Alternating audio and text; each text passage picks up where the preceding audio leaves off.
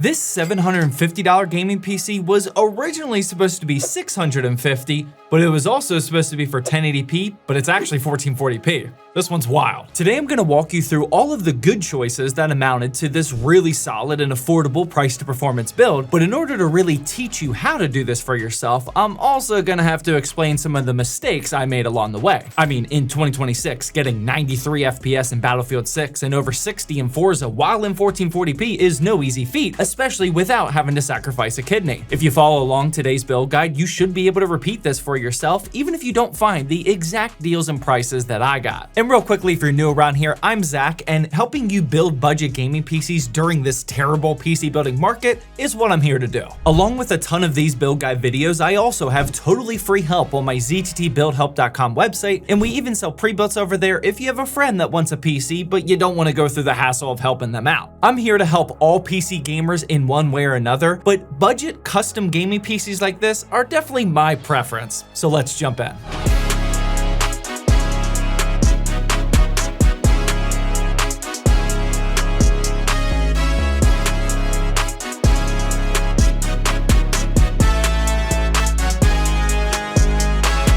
Alright, so like I said, my original target price was $650. That absolutely has no business getting anywhere close to 1440p gaming in 2026, and we also aren't going anywhere near DDR5 RAM. That means we'll stick with DDR4 and most likely the AM4 platform unless you want to dabble with Intel's 12th through 14th generation, but I'm starting this build off with a classic Ryzen 5 5500. Honestly, this is my favorite start to a gaming PC for anywhere between like $500 to $800 right now. This will hang with any budget to even mid-range graphics card, and it's got a lot of room to improve being on AM4 up to a 5800X3D. Starting with this gives you a really solid foundation without breaking the bank, and this PC will allow you to level up over time and upgrade whenever you feel that itch or want to spend some extra money. Now, the motherboard we're plugging it into was honestly more of an aesthetic choice than anything, just to be clear. This Asus Prime B550 Plus AC-HES is a solid budget board on its own, but as you probably already saw, I really tried to nail down this silver color scheme to match the case. These VRM heatsinks are a perfect match and really ties the build together quite nicely. I would also not have any problem upgrading the CPU with this board. It's not the best choice if you're planning on getting that 5800X3D, but it would still probably work. It's plenty for what we need now though for sure, and it costs $95 brand new on Amazon. Also keep in mind that this is ATX size because that's what our case is, which we'll definitely talk about here soon. To cut the cost down even farther, you could go micro ATX, but just make sure you swap the case to a micro ATX option if that's what you want to do. Next up, we have the RAM, and here's why the build ended up costing $100 more than I expected, but it wasn't because I was blindsided by these terrible prices. I actually found an insane deal on a 4x8GB or 32GB total DDR4 kit for $110 on eBay. This was a steal and a half, and this kit actually works, so I'll be using it later, but I made the mistake of thinking I bought a perfectly matched all silver kit, but once it arrived and right up until I was about to install it into the motherboard, I discovered it was actually a white kit instead. I have a feeling most people wouldn't care at all about the color because if you split this in half, then it's a $55 16GB kit, which is what I was originally calculating for. But again, I really wanted to nail this silver color scheme, so I decided to save this kit for another day. I couldn't find any good deals on silver RAM when I started looking again, but I did remember that Team Group makes this T-Create Classic kit, which looks perfect. Now, I want to be 100% clear here. This is not the RAM kit that I would recommend for most people. Color-wise, it looks perfect, but performance-wise,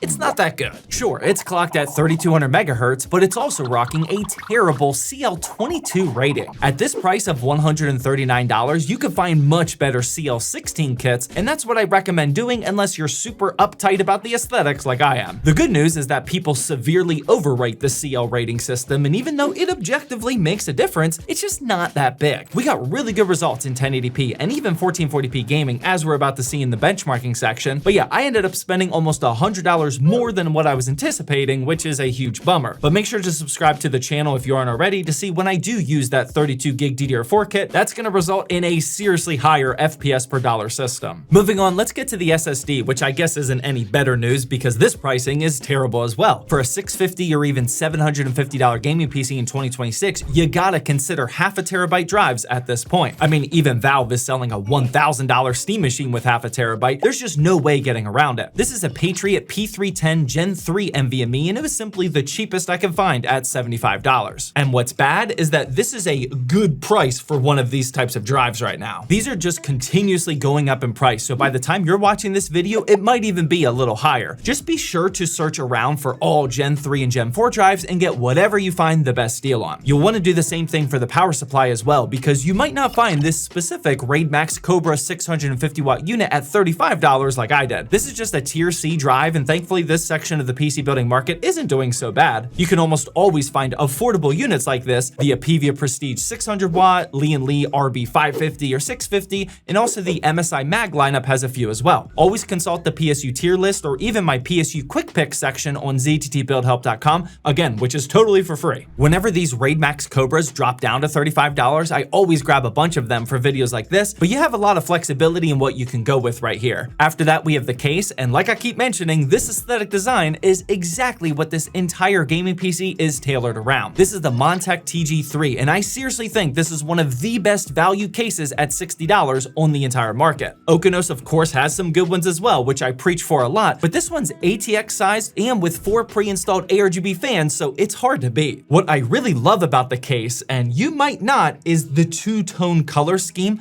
I just think this black and silver contrast each other in such a unique way. I actually already built with this case once, and that was for a live streaming giveaway PC that we're doing. I'm literally always giving away a PC over on my Twitch stream, so tune into those if you aren't already. But I wasn't 100% happy with how that PC turned out aesthetically, so that's why I wanted to do another one with this case. This is also why I decided to use $100 more expensive RAM like I was explaining earlier. My entire goal of this build was to properly nail this black and silver design. This was truly an aesthetics over everything build. I sacrificed a little FPS per dollar value to make it happen. Oh, and speaking of aesthetics over everything, we finally launched some proper ZTT merch, which we haven't had in a long time. We literally made an aesthetics over everything t-shirt in a couple different colorways, which I think looks super cool, along with a few other designs. Just so you know, we didn't use any AI here, and we hired a few different real humans to make this artwork for us. If you want to support ZTT and pick yourself up a cool shirt, hoodie, or anything else, the link for that is down in the description. But yeah, what also contributed to the aesthetics of this build are these SMIAZ black and gray extensions, and just like the RAM, I had to buy a few of these to figure out which one I actually wanted. There's a few different options on Amazon, and I thought these link-up cables would look good, but they're kind of like a clear color, so I thought it looked a little weird. I think these SMIAZs are the best, and thankfully they only cost $20, so it's a no-brainer if you're into the aesthetics like I am. It's also a no-brainer to just not use them if you only care about FPS per dollar value.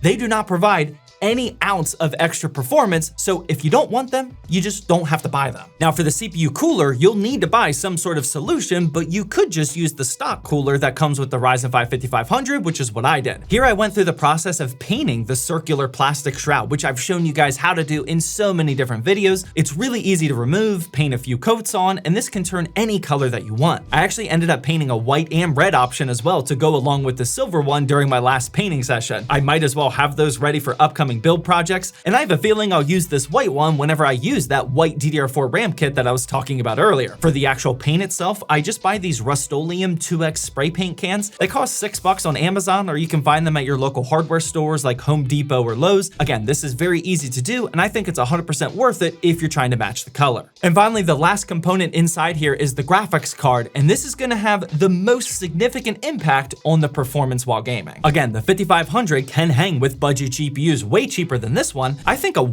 1660 Super would work great if you really want to keep the cost down, but I was shooting a little higher for this project, so I picked up a used MSI Ventus X3 OC RTX 3070 for $230 over on eBay. This was not a crazy deal, and at the time of writing this script, I'm seeing several other options for right at $230 to $240. This is very repeatable, and as long as you don't get scammed, this still delivers some great value in 2026. The one problem with the RTX 3060 though is the 8GB of VRAM. If you want more, I'd look at some other options, but still, it performs great even in 1440p. The lack of VRAM is probably the main factor of why this card continues to go down in price, while alternatives like a 12GB RX 6700 XT are going up even on the used market. But real quickly before we get to the performance, here's what the final parts list is looking like. We're right under $750 when you factor in the expensive silver RAM and even the silver spray paint. With a couple of deals, patience, and a not so strict aesthetics over over everything mindset, this very well could be an under $700 build. The beauty about PC building is we can do whatever we want, and I just happen to want to prioritize the aesthetics of this one maybe more than you do. I think the build turned out great though. I would love to be rocking this on my desk. I also want to talk about a couple little quirks that I had during the assembly process of this build. Let's recap the benchmarks real quickly, and then we'll come back to that because it is kind of important. For the benchmarks, let's start with Battlefield 6, which I teased earlier, and in 1080p with low settings, we got over 100 FPS, which you love to see. These are the settings that I would personally play at because I value the higher FPS, but if you wanted to crank up the graphic fidelity, you could go to 1440p, and that'll result in just a small FPS hit down to 93. Here's Call of Duty, and in 1080p balance, we're up to 152 FPS, but again, if you wanted to jump into 1440p with that balance preset, that'll get you 121. Same thing with Forza Horizon 6, because here in 1080p Ultra, we got 70 FPS. In 1440p Ultra, that only drops down to 64. The reason I said I thought this was gonna be a 1080p system is because even though we talk all this smack about 8 gig graphics cards, including myself, we have to remember that some of them still perform really well. Don't get me wrong, a lot of 8 gig GPUs are way overpriced, and I wish the standard was 16 gigs at a minimum since games are using more and more. The lack of VRAM very well might be the bottleneck for the RTX 3070 depending on the title. But even with all that being said,